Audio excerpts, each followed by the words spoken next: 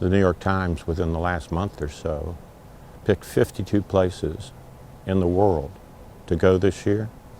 This was one in the entire world.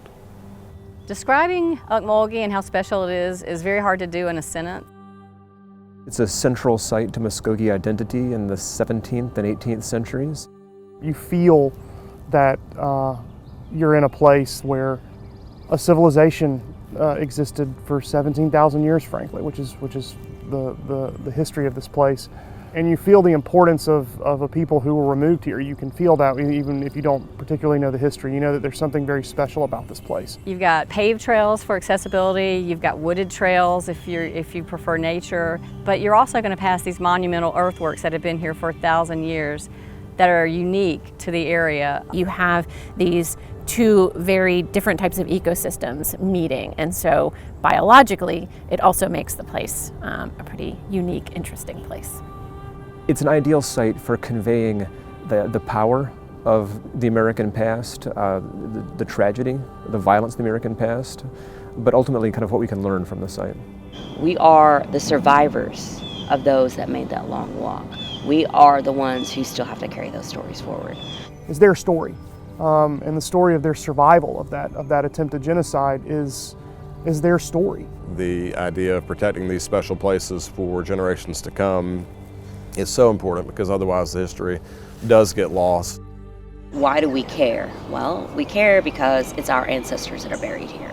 We care because we still come here to get our medicines and our, cultural items, as well as our fires came from here. This is directly where our fires came from. In February of this year, we raised the Muskogee Creek Nation's flag over City Hall. That is as a symbol of our relationship, and a symbol that Ocmulgee was essentially the capital city of the Lower Creek Confederacy.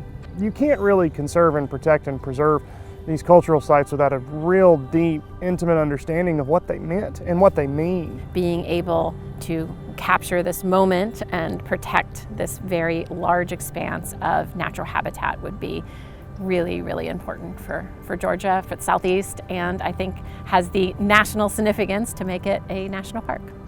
The flora and the fauna in this region are incredible, and we want people to have those trails to get out, to safely walk around, to not damage anything, to be able to hunt and fish and just enjoy the landscape.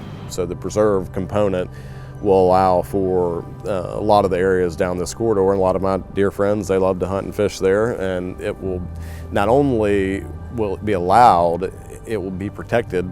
It's exciting to see that we are educating people and breaking down the walls of lack of knowledge, right? To help them to understand, and then they'll educate the next generation, and that's how you influence change. All of the components that the National Park Service cares about, this place meets on every level, and some exceeding, again, some of the more iconic parks that we have in the country. And so exposing that and letting America know is very important, and that's why we've been working at it for so long.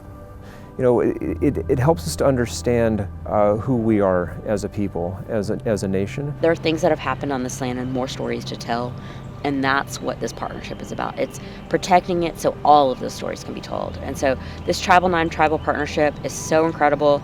We're hoping to make it the model of what we're seeing around the country for tribes to be able to really enrich what they're doing by bringing in all of their partners and strengthening their voices.